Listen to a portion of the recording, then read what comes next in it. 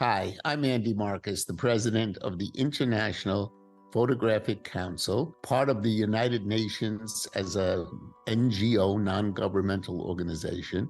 And we would love to invite you to our luncheon on October 18th at the United Nations. Our mission at International Photographic Council is peace through photography, the universal language. We would love you to be there. We're going to have Neil Manowich, the president of Sony Electronics, as the keynote speaker, as well as giving out awards to a bunch of worthy photographers and some scholarships as well. You can get more information if you go to ipc-un.org.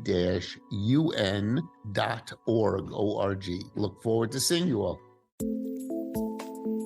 Welcome to the Dead Pixel Society podcast, the photo imaging industry's leading news source. Here's your host, Gary Pageau. The Dead Pixel Society podcast is brought to you by Media Clip, Advertech Printing, and IP Labs. Hello again and welcome to the Dead Pixel Society podcast. I'm your host, Gary Pageau, and today we're joined by Beate Chelette, who's a former photographer and business owner who sold her business and is now a growth architect and consultant. Hi, Beate. How are you today? I'm excited to be here, Gary, especially talking about what we're going to be talking about, something I'm super passionate about. Anything around images, photography, printing, making the world better by giving people something beautiful to look at.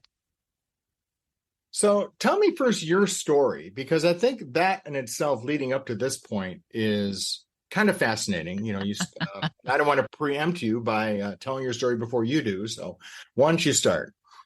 Yeah, so I'm originally from Germany. I am by trade a photographer. So I did go to photo school in Munich, the Institute of Photo Design. Okay.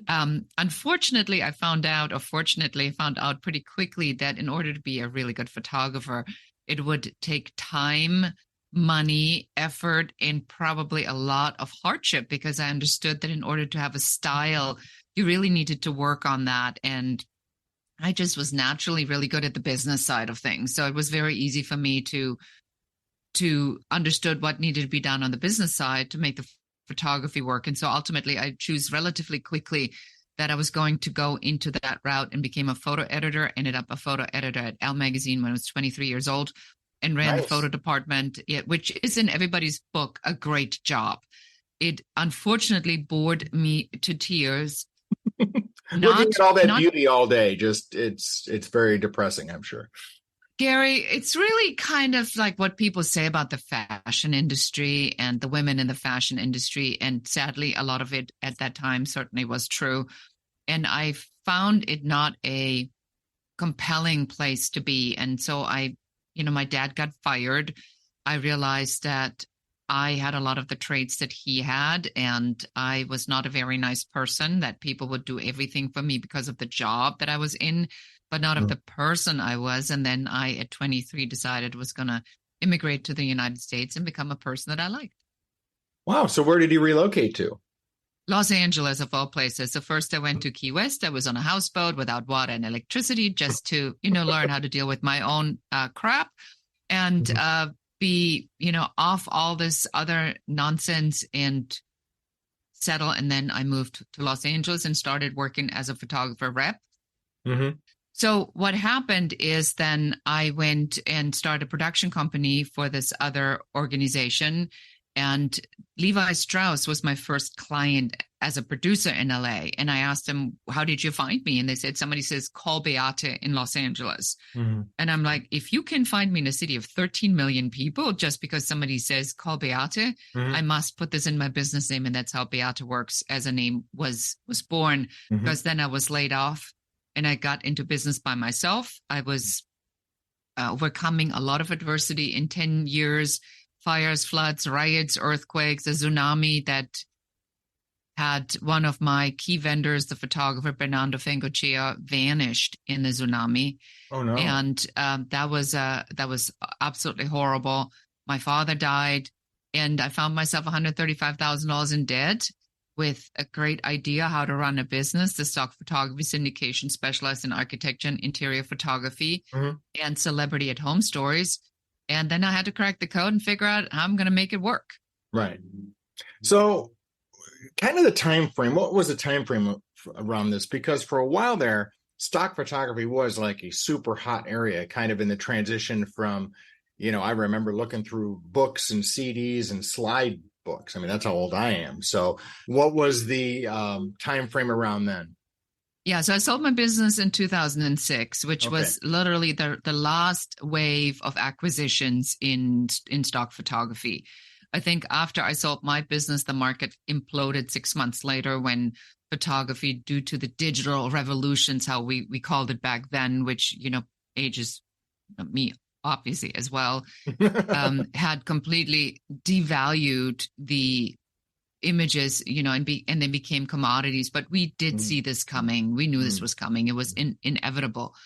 And so if we go back for that, so it was 10 years prior to that. So it was from 1996 to 2006, where I really went through a lot of trial and error and trying to figure out how does it work. And what I find important to point out is that from me being a photographer to then becoming an artist representative to going into production to then really aging out of production. And I lost my production business in September 11th in one day.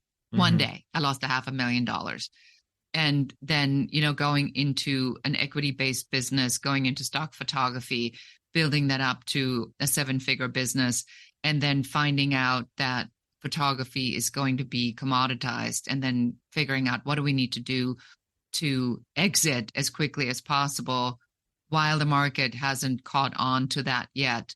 Right. And then the whole thing imploded. And then what do you do afterwards? So that's really the journey. So what were the signs that you saw in the market then that indicated to you it was going to implode? Because I'm sure that, there were a lot of people in that space who were, trying to figure out. And of course, I remember when this was going on, and there was sort of this idea that, there will be some cheap digital stuff available, but, people will still pay for the high quality stock stuff, the unique look and all that. And clearly there is some of that, but it wasn't enough to sustain the market as it was.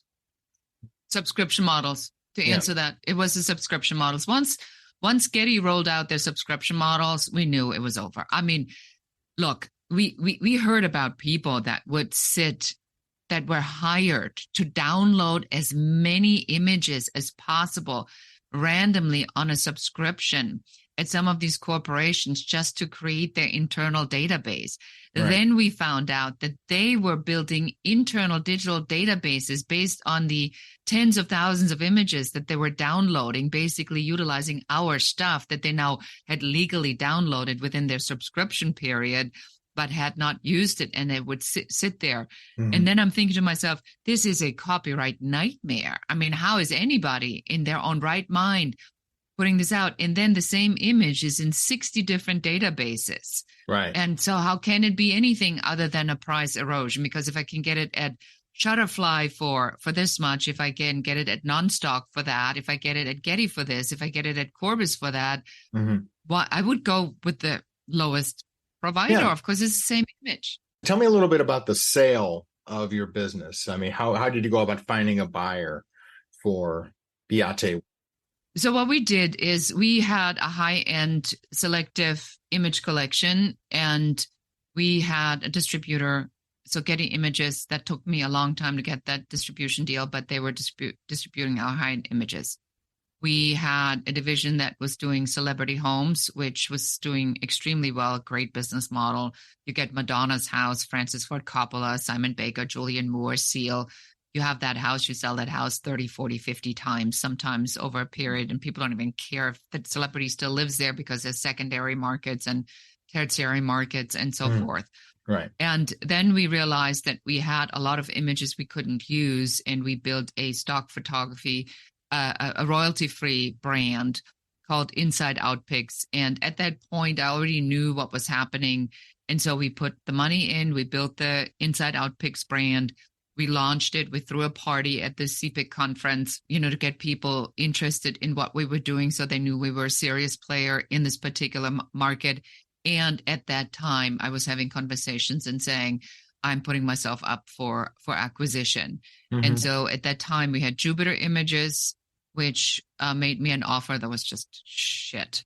and then Getty Images declined, and Corbis made me a very good offer because the celebrity aspect of it was what they were trying to grow their Outline brand with, because Outline was a high touch brand, which really wasn't a Corbis model. It was a smaller agency model.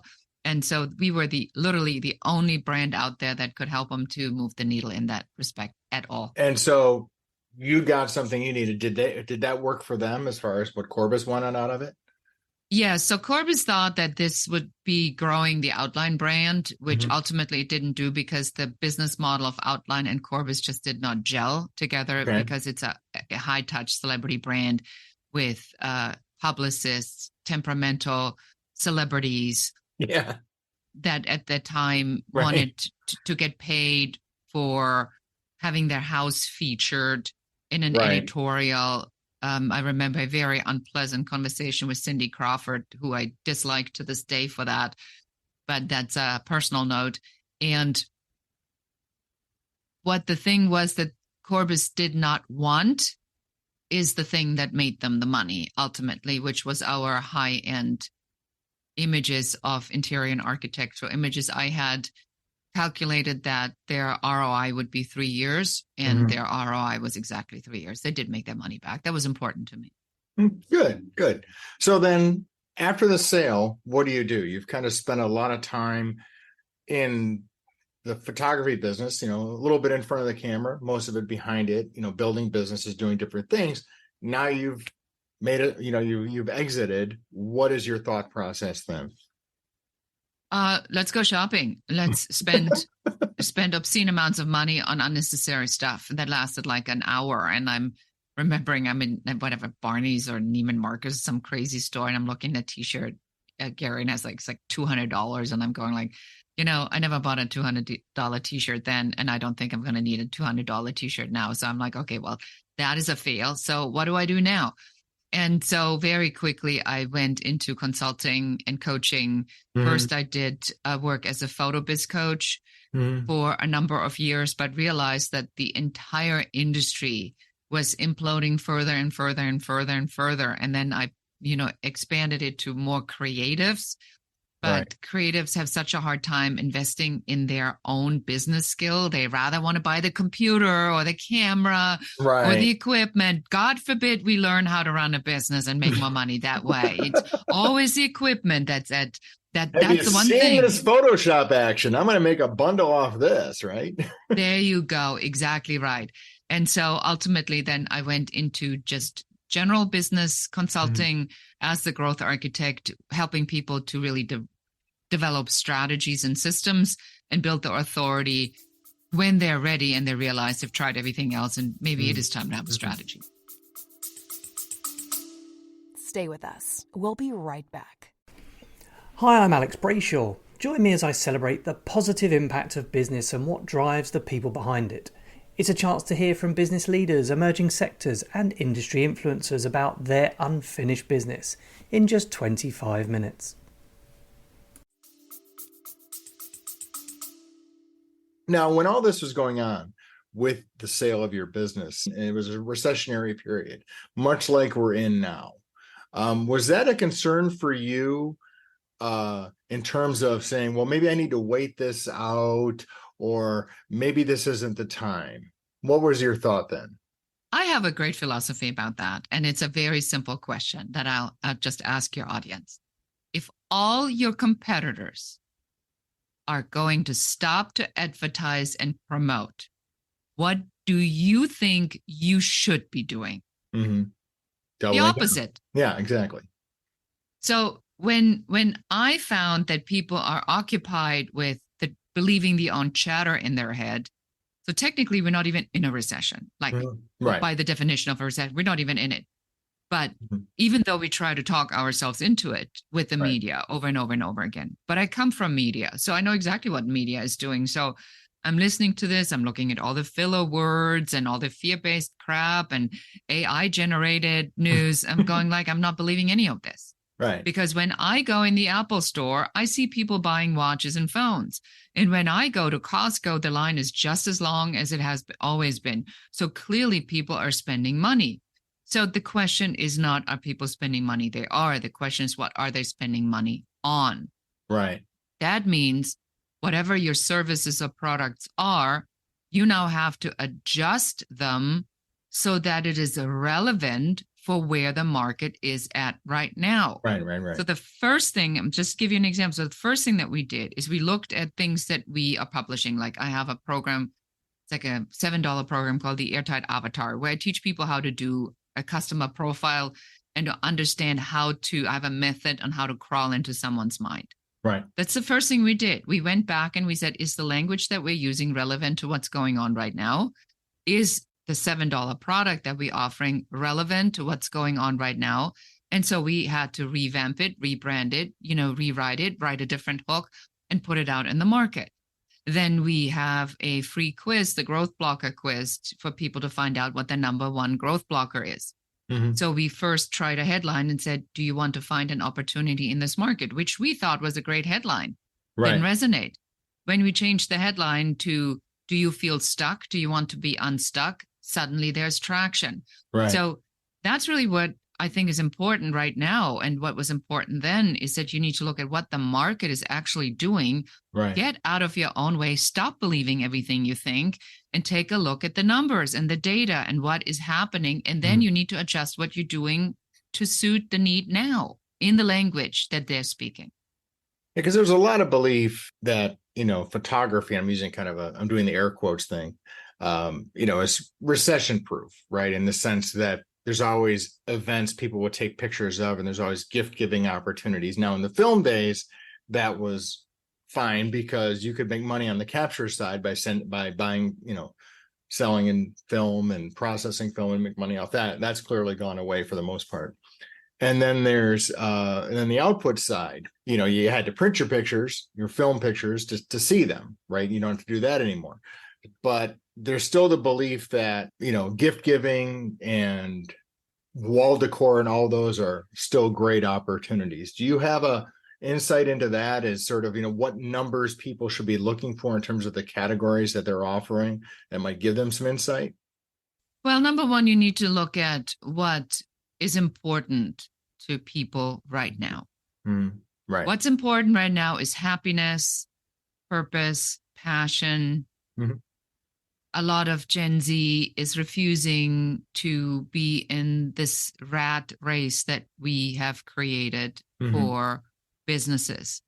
So if I think about the mindset of someone and then I see them going home, what is it that I can offer to them that I feel will make their life better, happier, more purpose-driven? Right. So that means I would want to give them probably a co-creation opportunity to say, if everybody's a creator, that's a message that immediately resonates. That feels good when I say that out loud. So if I give somebody an opportunity to co-create, which is why Canva is so popular, because it allows everybody to be a great designer with absolutely no background. And I can say I did it. Right. And I can be in the illusion that I actually created this, which I did based on other people's templates. So and you had a lot of help from the tools that they provide. Well, of course, and they're getting better and better and better now, especially with AI. So I would give people a co-creation opportunity. Then I would give them an idea to say, do people want more or do people want less? And the answer to that, people want less, but better stuff. So then I would get rid of the tchotchkes, like the cheap stuff. And I would say, here is the thing that has value and here's why it has value. Right. And so I reverse engineer that. I always think about this when you crawl into the minds of someone. So the exercise is very simple. So think about it this way. This woman wakes up, she's 36, she has 2 kids, wakes up, one of the kids has fever. She has to find somebody who takes care of her kid. mother-in-law that she doesn't even like. She goes to work, she's late, she has to throw up on her blouse. The boss calls her in, that jerk that he was golfing with that you didn't even know about because you had a birthday party for your baby, made up some rumor about you that you have to defend yourself against that you didn't even know. So you're in miserable mood. You go in your office, the phone rings, it's you. Mm-hmm. What do you have to say to this person so that they say, I'm so glad you called, and not, oh, I'm a marketer. Thank you for calling. Right. And then just let it rip on you. So if you understand the mindset of the person, so this is then a mother of two, right? So she's completely stressed out. So what can I give her that gets her in a better mindset? Well, I want to remind her that it is her two children that she puts up with all this nonsense. So how can I put these two beautiful children in front of her? Would she want that on a calendar? Would she want that on a phone? Would she want that in a phone case? Would she want that as little VIP buttons to give out? I mean, whatever that might be. So that's how you need to start thinking. How can I help people to get what they believe in front of more people, to get them in a state of mind that they need to be in? Right. Because I think traditionally, like for most of the segment for this audience, the photo lab, the printer things, they tend to be very production orientated, right? We can now make this on this surface and it's great. People will want it, but they really don't know, right? No. I mean, because they don't. I mean, I think a lot of this stuff is great that people make, right? I mean, the printing on bamboo and ceramic and metal and canvas, this is all great stuff. No one's ever asked for that, right? No one's ever said, I want this. What are some of the ways that someone may test out some of these ideas when they come up with maybe a new process? They say, this might be a new hot thing. How can they kind of test it out there, even if they're not even national? Let's say they're in a local market where they want to try it out. Yeah, well, the way you do it is you have to think about this in three categories, right? So the one category is that the problem that they're having. The second thing is what you are offering. And the third thing is the outcome. Right. And then you have to talk about the problem that they're having and the outcome that they want, and then make your product the vehicle. Right. But you can't talk about your product. Right. You have to say that a woman like this, just to say within the example, she does not believe in the traditional former Walmart, Target photo studio, mall photo studios, regular family portraits where everybody wears a white shirt and blue jeans. So she wants nothing wrong with that, but she's not for that. No, this particular one, no, but other people, of course, do. So now thinking along the line is what would be a creative way for her to get involved? Well, have you ever thought about that there are other things other than a photo?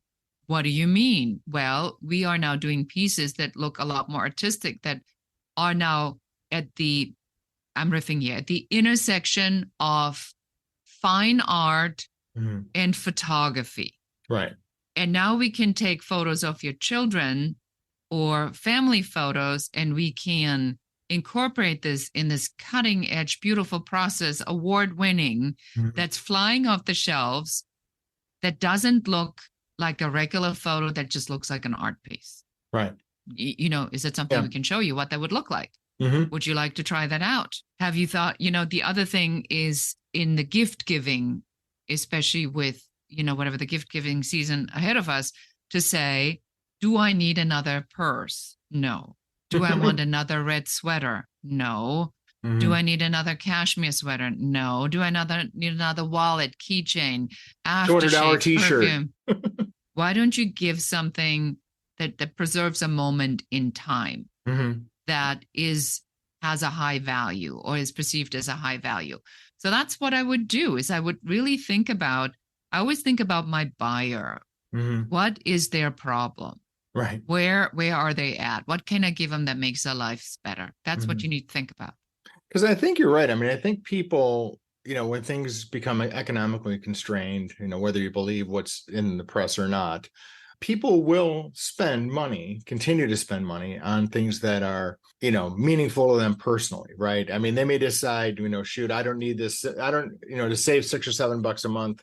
I don't need this streaming service because I hardly watched it. I don't need to have that, right? It's no big deal. But they certainly as will. Disney just found out. Yeah, exactly. Yeah, streaming services are an optional purchase. Or maybe that, wall tile display of your child growing up over the years is not, because that's something that maybe that young mom needs to see every day at the office to get her through it. Because she's putting up with this nonsense. Right, exactly. She has to stay where she's at so she can leave at 5 o'clock. Mm-hmm. And so she's reminded what she's doing it for. So Right. that's, I think, where I would be. I'm actually I'm talking to somebody who's doing wall printing, where you can print directly on the wall, which is kind of like a super cool technology. So then I would go and I would take that and I would say, you don't want to buy the decal. Mm-hmm. You want to be creative, but your brush stroke's a little shaky. Right. What if we help you to create a design? Right. Maybe with your children together, with the family together, and then we'll print it directly on the wall and it's all yours. Right. What about, have you thought about creating, in the dining area, a more lively scenario? I mean, there's lots of different things, but I always, it always goes back down to is like, what is this person? What are they envisioning? So if I had a wall printer right now, and I would target families with kids. It's interesting you said, because there's so many people who feel creatively inhibited, right? Because there used to be, back in the days of film photography, people would always say if something went wrong with a picture, right? They got their film back and they got the prints, they looked at them and they weren't very good. They always blame themselves. It wasn't the fact maybe the camera didn't work right or they didn't load the thing right, whatever. But now there's more and more tools that are available that can bring up people's artistic capabilities and kind of, I think, overcome a lot of that. Well, I mean, if you look at now another trend, so what we're hearing in corporations is that people say you need to be creative and think innovative.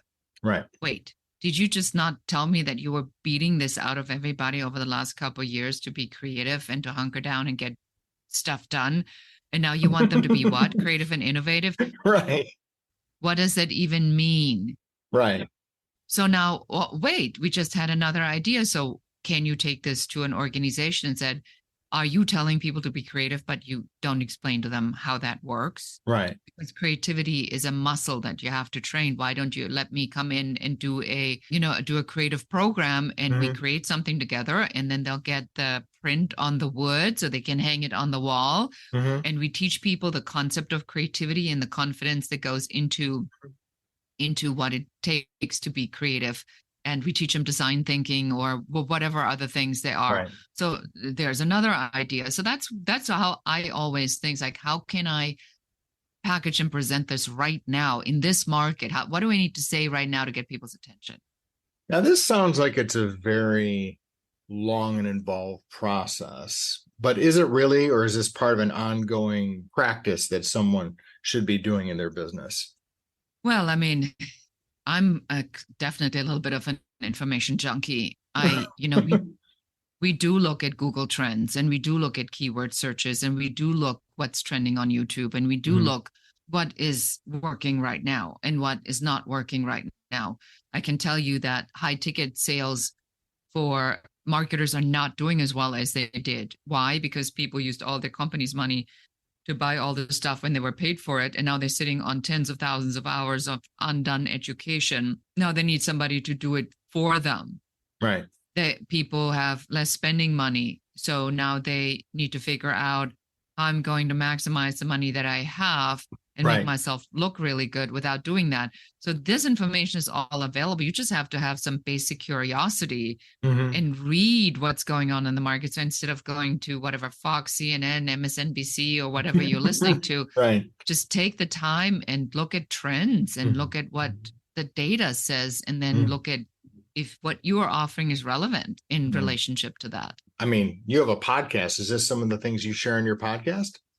Yeah, so the Business Growth Architect Show is my podcast, and we talk on the podcast a lot about strategies, lots about mindset, also swimming against the stream here a little bit to say how do we get ourselves in control over our own destiny?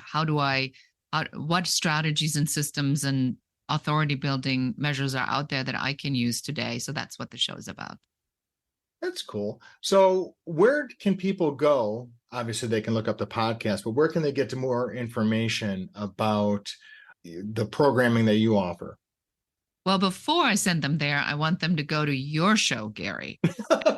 And I want them to go to wherever you're listening to this podcast, and please give Gary a 5-star review plus a comment. And the comments are really, really critical because it shows the algorithm engagement, and then he can reach more people and bring this information to an industry that, let's just face it all, people is a little bit in distress. So we can help more people. So help Gary out, and then share this episode with one other person who needs to hear what we talked about today. Now, where you can find me is you go to check out the quiz, go to growthblockerquiz.com and find out what is your number one business growth blocker. It's free. And then you get a report where I'll tell you exactly what to do about it. And then if you choose to, we can have a conversation about it. And I'm always here to help. Make sure you mention Gary's podcast so that we can give you priority treatment. I'm all over social media. Follow me on Instagram, reach out, ask a question. I'm here to help. Great. Well, listen, great to meet you. I think you have some great comments and advice for folks, and looking forward to connecting with you in the future. Thank you for having me. Thank you for listening to the Dead Pixel Society podcast. Read more great stories and sign up for the newsletter at www.thedeadpixelssociety.com.